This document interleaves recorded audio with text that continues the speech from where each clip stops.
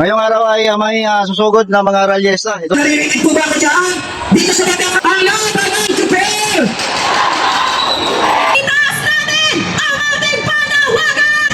Oy, deregulation law! Sinsilin ang ating mga hanay at pagpingit-pingit ang lahat ng mga nanghihimayat sa Metzola. Bilang ating susunod at muling tagapagsalita, tinatawagan natin ang kasalukuyang chairperson ng Kinusang Tayong Muno na si Chero Adonis. Magandang hapon, mga kasama. Naririnig po ba ko dyan?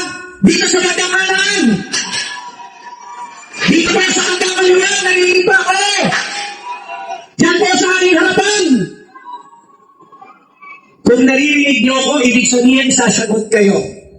Ang hindi mag-reply, talo. Ito lang. Ang laban ng Super! Mahina! Ang laban ng Super! Kasama ang commuter! Parang maskito, nakataas yung kamao para palaban talaga eh. Mula doon sa kaliwa hanggang sa gitna, papunta dito sa ating kanan. Ipakita nyo ang saler at palakas na iparinig. Taas ang ating mga kamao! Ang laban ng Super!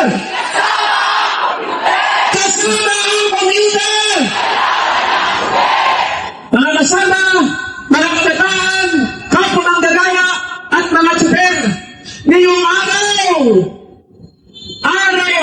nating kinamumuhian ang gobyerno ni Bongbong Marcos dahil sa pagkamatili ng kanyang mga polisiya at patakaran na lalong nagpapahirap sa mamamayang Pilipino.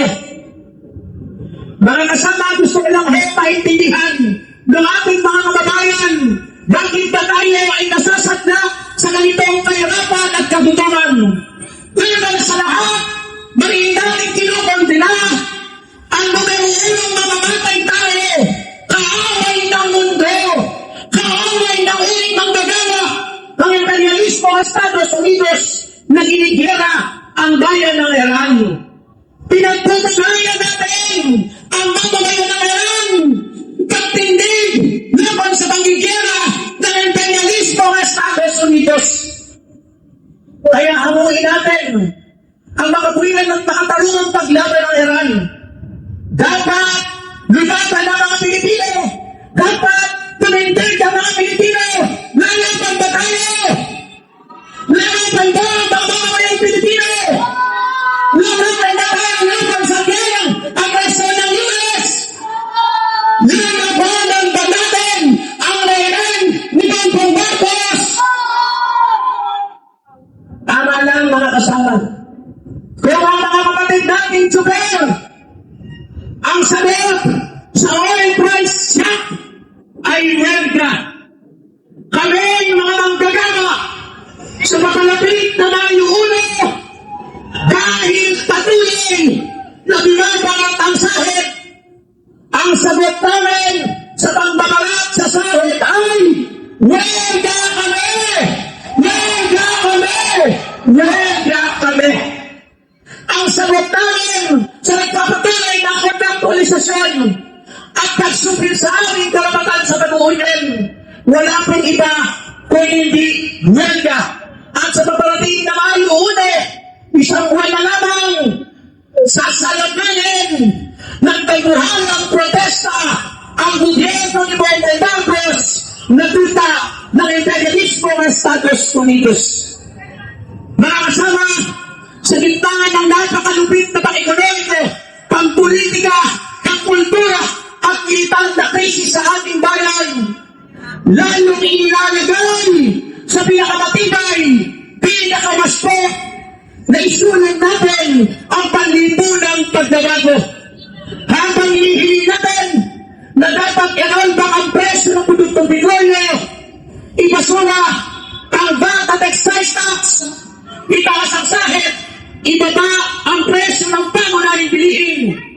Dapat natin pagsilbihin ang kampanya ito sa unti-unting pagwasak sa reaksyonaryong sistema, sa malalayaan at malabibal na pagdito ng kaayusan na kinakatawan ni Bongbong Marcos. Mahalaga na tumawa tayo sa mga publika, sa mga komunidad, sa mga terminal, sa mga eskwelahan at opisina, hanggang sa kalayunan, sa hanay na mga magsasaka. At ipaliwanag natin sa kanila na tayong mga Pilipino ay mga hardworking people at hindi natin deserve ang ganitong kalubhan ng krisis. Kaya, ang ating mga pang-ekonomiko, pang-politikang reforma ay naitutulak. Pagsilbihin natin, sumadahin natin, unti-unti, sa pagkampan para sa pambansa, demokratikong revolusyon bayan na may sosyalistang perspektiba.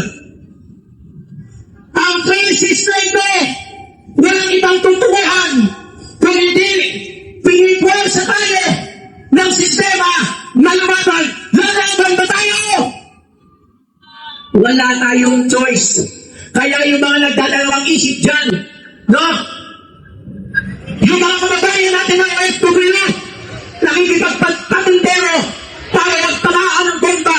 Pag hindi ka tinamaan ng bomba, maswerte ka, buhay ka. Dito sa Pilipinas, walang bumabagsak na bomba. Pero dahil sa patuloy na pagtaas ng presyo ng produktong petrolyo, pinapatay tayo sa gutom. May pagkakaiba ba?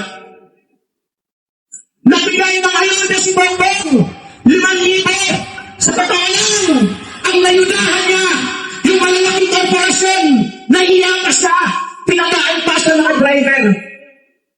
Diba? Nagbigay ng 5,000. Saan pupunta yung 5,000? Kanina ba pupunta yun? Sa mga kumpanya, lalong-lalo na sa Shell, Dantica sa Petron, ayuda ba yun?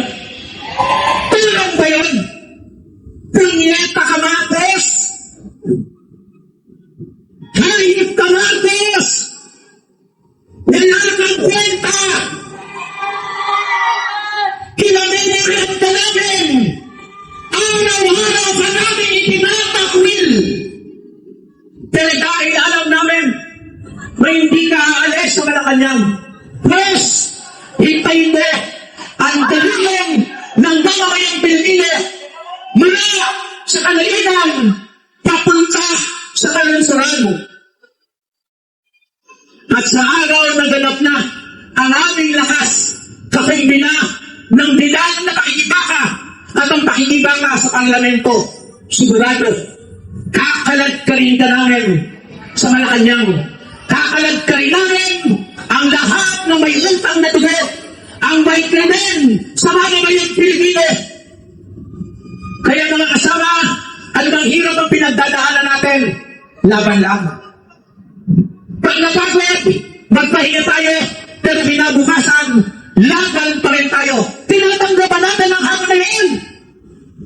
Tinatanggap pa natin na kagyat na pagtagumpay ang pambansa ng demokratikong revolusyon na mamakayang Pilipino. Kaya po, mag-ipon tayo ng lakas mula sa araw na to. Mag-ipon tayo ng ating enerhiya. Mag-ipon tayo ng bala sa ating mga kaisipan at umungo sa mga area na pinagpapalawakan. Para sa isang banda, salubungin natin, pakilusin natin ang libo-libo, milyong-milyong mamamayan paparating sa Mayo 1. At sa Mayo 1 ay itatakda natin na huelga para sa National Minimum Wage, 1,000 pesos kada araw. Sulit manggagawa at siyempre kasama ang pakikibaka at ang demands ng sambayanang Pilipino. Kaya isipin po namin, imperialismo! Imperialismo! Demokrata kapitalismo! Feudalismo! Marcosismo! Marcosismo! Durog na Estado! Durog na Estado! Mabuhay ang mga mayang Pilipino! Mabuhay ang Revolusyong Pilipino!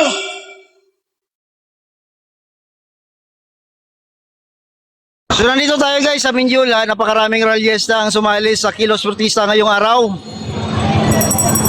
Ito ay Kilos Protesta dahil sa pagtaas ng presyo ng langis sa tuloy-tuloy na paggera ng Israel at US sa Iran.